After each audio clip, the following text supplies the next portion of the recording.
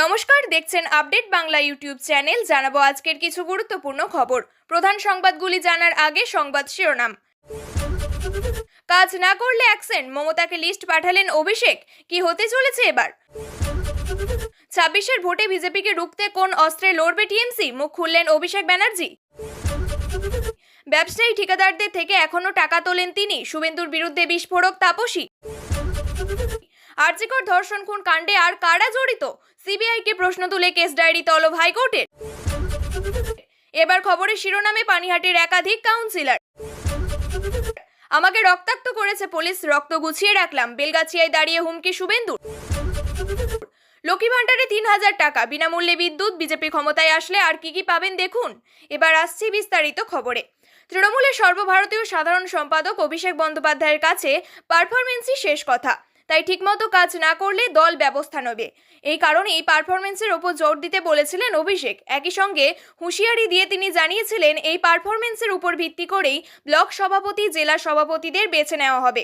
রদবদল প্রসঙ্গে অভিষেক আরও বলেছিলেন, যারা দলের হয়ে কাজ করছেন, দলের কথা ভেবেছেন, তাদের চিন্তা করার কোনো কারণ নেই। প্রসঙ্গত, গত বছর অর্থাৎ 2024-এর লোকসভা নির্বাচনে তৃণমূল বিপুল ভোটে জয়লাভ করলেও ওয়ার্ড ভিত্তিক ফলাফলের দিক থেকে একাধিক জায়গায় পিছিয়ে ছিল দল।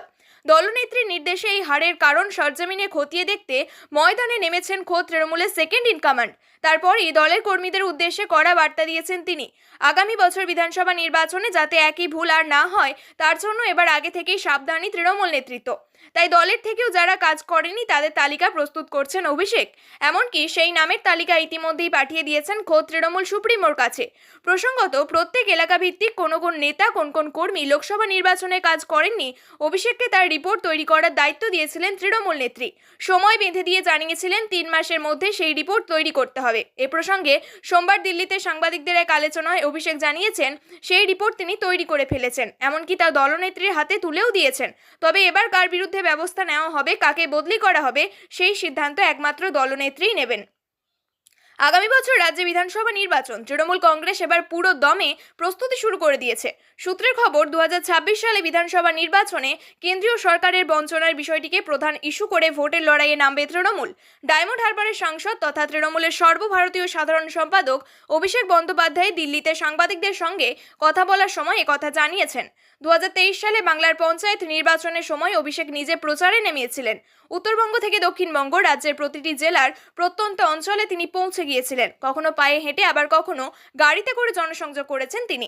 অভিষেকের নবজোয়ার কর্মসূচি তৃণমূল শিবিরে নতুন উদ্দীপনা এনেছিল, যা প্রমাণ মিলেছিল নির্বাচনের ফলাফলে।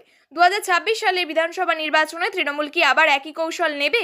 ফের কি নবজোয়ার ধরনের কোনো কর্মসূচি দেখা যাবে? সূত্রের খবর, অভিষেক এ বিষয়ে চিন্তা ভাবনা করছেন। হলদিয়ার বিজেপি বিধায়ক তাপসী মণ্ডল আবার দলবদল করলেন। বিজেপি ছেড়ে তৃণমূল কংগ্রেসে যোগ দিয়েই তিনি পেলেন গুরুত্বপূর্ণ দায়িত্ব। নারী কল্যাণ দপ্তরের অধীনে একটি সংস্থার চেয়ারপারসন করা হয়েছে তাকে। তৃণমূলে যোগদানের পর তিনি বিস্ফোরক মন্তব্য করেন শুভেন্দু অধিকারীকে নিয়ে। তাপসী মণ্ডল দাবি করেছেন, শুভেন্দু অধিকারী যখন তৃণমূলে ছিলেন তখনও হলদিয়া থেকে টাকা তুলতেন। তিনি বলতেন, হলদিয়ার ব্যবসায়ী ঠিকাদারদের থেকে এখনও টাকা তোলেন তিনি।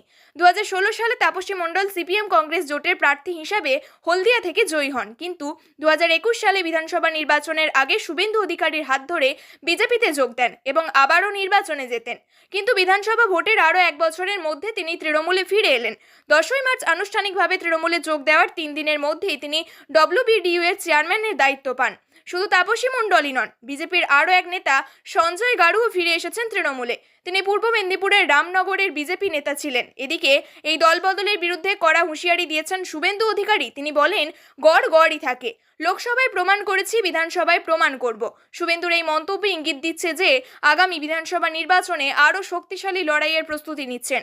বিধানসভা ভোট যত এগিয়ে আসছে ততই বাড়ছে রাজনৈতিক দলবদলের পালা। হলদিয়ায় এই নতুন সমীকরণ আগামী নির্বাচনে কতটা প্রভাব ফেলবে সেটাই এখন দেখার বিষয়। ধর্ষণ খুনের পিছনে সঞ্জয় রায় কি একাই জড়িত? আরজিকরের ঘটনায় আরও তদন্ত চেয়ে আবেদনের শুনানিতে সেই প্রশ্নই উঠে এলো কলকাতা হাইকোর্টে। সোমবার শুনানির প্রথম দিনেই বিচারপতি একাধিক জরুরি প্রশ্ন তুলে দিলেন। এটা কি ধর্ষণ নাকি গণধর্ষণের মামলা? গণধর্ষণ হয়ে থাকলে বাকি সন্দেহভাজন কারা? এই মুহূর্তে সিবিআই এর তদন্ত ঠিক কোন জায়গায় দাঁড়িয়ে? কেন্দ্রীয় তদন্তকারী সংস্থার কাছে এমন গুরুত্বপূর্ণ প্রশ্ন বিচারপতি তীর্থঙ্কর ঘোষের। আগামী 3 দিনের মধ্যে সিবিআইকে কেস ডায়েরি জমা দেওয়ার নির্দেশ দিয়েছেন বিচারপতি। আগামী 28শে মার্চ মামলাটির পরবর্তী শুনানি। আরজিকর মামলা সিবিআই এর তদন্তের ভূমিকায় অসন্তোষ প্রকাশ করে পুনঃতদন্তের দাবিতে কলকাতা হাইকোর্টে মামলা দায়ের করেছিল পরিবার। ফলে সুপ্রিম কোর্টের অনুমতি সাপেক্ষে গত বৃহস্পতিবার হাইকোর্টে বিচারপতি ঘোষের বেঞ্চে দৃষ্টি আকর্ষণ করেন নির্যাতিতা চিকিৎসকের বাবা মা। সোমবার ওই মামলার শুনানি ছিল হাইকোর্টে। এদিন শুনানিতে সিবিআইকে বিচারপতি ঘোষ প্রশ্ন করেন, এই তদন্তের কোথাও গিয়ে কি আপনাদের মনে হয়েছে এটা গণধর্ষণের ঘটনা, নাকি সাজাপ্রাপ্ত ব্যক্তি একমাত্র অভিযুক্ত, আর নাকি অন্য কেউ রয়েছে? যদি মনে হয়ে থাকে এটা গণধর্ষণের ঘটনা, তাহলে আর সন্দেহভাজন কারা? তিনি এও জানতে চান, এই মুহূর্তে এই মামলায় আপনারা কি করছেন? এরপর সিবিআই এর কাছে মামলার কেস ডায়েরি তলব করলেন বিচারপতি তীর্থঙ্কর ঘোষ। সদ্য পানিহাটি পৌরসভার প্রাক্তন পৌর প্রধানকে সরিয়ে প্রধানের আসনে বসানো হয়েও সোমনাথ দে মহাশয়কে, আর তারপর থেকেই শুরু হয়েছে নানান নাটক। পানিহাটি পুরসভার ভাইস চেয়ারম্যান সহ 3 কাউন্সিলরকে হুমকির ফোন। সম্প্রতি পুরো চেয়ারম্যান পদে শপথ নিয়েছেন সোমনাথ দে, আর এর মধ্যেই একের পর এক শাসক দলের কাউন্সিলরের কাছে হুমকির ফোন। যদিও বিষয়টিকে বিশেষ আমল দিতে নারাজ পানিহাটির বিধায়ক নির্মল ঘোষের পুত্র তীর্থঙ্কর ঘোষ। অন্যদিকে এহেন হুমকি ফোন প্রসঙ্গে বিজেপির অভিযোগ, নিজেদের দলের গোষ্ঠী কোন্দল ছাড়া আর কিছুই নয়, এমনকি নিরাপত্তা বাড়ানোর জন্যও এহেন নাটক করা হচ্ছে বলে অভিযোগ বঙ্গ বিজেপির। জানা যায়, গত শনিবার ঘটনার সূত্রপাত। পানিহাটির 23 নম্বর ওয়ার্ডের কাউন্সিলর সম্রাট চক্রবর্তীকে প্রথম ফোন করে হুমকি দেওয়া হয় বলে অভিযোগ। কথা মেনে কাজ না শুনলে দেখা নেওয়ার হুমকি দেওয়া হয়, তা নিয়ে তীব্র চাঞ্চল্য তৈরি হয়েছে। সেই রেশ কাটতে না কাটতেই তাপস দেকেও হুমকি দেওয়া হয় বলে অভিযোগ। তিনি 16 নম্বর ওয়ার্ডের কাউন্সিলর। এর মধ্যেই পানিহাটি পুরসভার ভাইস চেয়ারম্যান সুভাষ চক্রবর্তীকেও দুষ্কৃতীরা প্রাণনাশের হুমকি দেন বলে অভিযোগ। এমনকি পানিহাটির বিধায়ককে মেরে ঝুলিয়ে দেওয়া হবে বলেও অভিযোগ। এখনো উত্তপ্ত বেলগাছিয়া। স্থানীয়দের বিক্ষোভে দফায় দফায় অশান্ত হয়ে উঠেছে এলাকা। সেখানে গিয়ে পুলিশের সঙ্গে বচসায় জড়ালেন রাজ্যের বিরোধী দলনেতা শুভেন্দু অধিকারী। হাতে আঁচড়ের দাগ দেখিয়ে তার দাবি, আমাকে রক্তাক্ত করেছে পুলিশ, রক্ত গুছিয়ে রাখলাম। উল্লেখ্য, গত 19শে মার্চ হাওড়ার বেলগাছিয়ার ভাগাড়ে ধস নামে। খুব অল্প সময়ে ধস ভয়াবহ রূপ নেয়। পরবর্তীতে ফেটে যায় শিবপুর ও উত্তর হাওড়া কেন্দ্রের জল সরবরাহের মূল পাইপলাইন। চরম সমস্যায় পড়েন বাসিন্দারা। উত্তর হাওড়া সহ বিস্তীর্ণ এলাকায় বন্ধ হয়ে যায় জল সরবরাহ। এরপরে পাশে দাঁড়ায় কলকাতা ও উত্তরপাড়া পৌরসভা। নির্জলা হাওড়া জলের ট্যাঙ্কার পাঠানো হয়।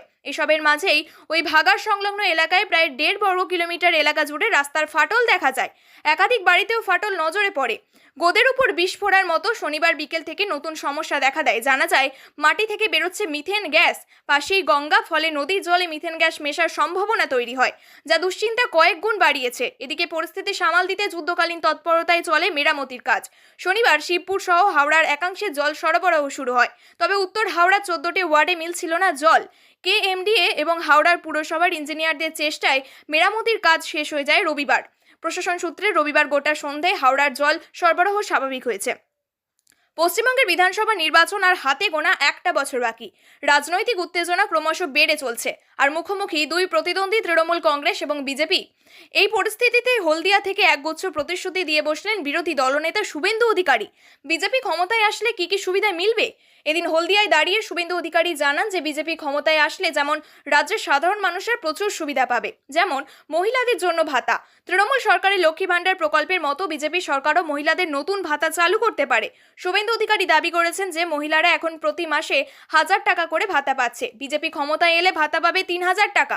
বিনামূল্যে বিদ্যুৎ। বিজেপি সরকারের আরেকটি বড় সিদ্ধান্ত হলো 200 ইউনিট পর্যন্ত বিদ্যুৎ সম্পূর্ণ বিনামূল্যে দেওয়া হবে। সৌরশক্তি ব্যবহার করে রাজ্যকে বিদ্যুৎ সংযোজনে আরও স্বাবলম্বী করার পরিকল্পনা করছে বিজেপি সরকার। গৃহ নির্মাণ প্রকল্প। রাজ্য সরকার যেখানে বাড়ি তৈরি করার জন্য মাত্র 1.2 লক্ষ টাকা করে দিয়েছে, সেখানে বিজেপি ক্ষমতায় আসলে বাড়ি তৈরির জন্য 3 লক্ষ টাকা দেওয়ার প্রতিশ্রুতি দিয়েছেন বিরোধী দলনেতা শুভেন্দু অধিকারী। শিল্প প্রেরণের প্রতিশ্রুতি। শুভেন্দু অধিকারী বলেছেন, বিজেপি ক্ষমতায় আসলে টাটা গোষ্ঠীকে হাতে পায়ে ধরে বাংলায় ফিরিয়ে আনা হবে। শিল্পায়নের মাধ্যমে গুজরাট রাজ্যের মতো কর্মসংস্থানের সুযোগ তৈরি করা হবে বাংলায়। বিনামূল্যে বিশুদ্ধ জল এবং শৌচালয়।